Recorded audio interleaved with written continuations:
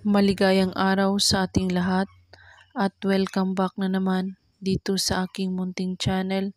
Panibagong araw, panibagong video na naman tayo. Sa araw na ito ay may ituturo ako sa inyo na simpleng gabay at simpleng pamamaraan. At kung baguhan ka sa channel na ito, ay huwag kalimutang mag-subscribe at i-click ang notification bell para lagi kayong updated sa mga bago kong videos na i-upload. Gawin mo ang spell na ito ngayong gabi. Mamangha ka at magugulat ka nito.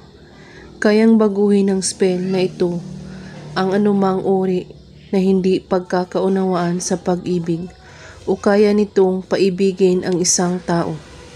Bigkasin mo lang ang mga salitang ito ngayong gabi. Habang binibigkas nito ay pagkakaisipin ang taong gusto mo o ang taong may galit o tampo sa iyo. Banggitin ito, Zite, Zor, Lachimor. Ngayon, banggitin ang pangalan niya kasabay ang mga salitang ito ng 3 beses. At ngayon, anumang galit o tampo ang may tao kang gustong mapaibig ay mangyayari ito. Mag-antay lamang.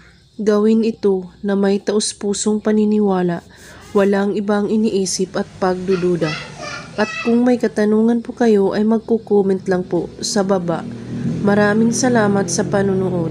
May God bless us all.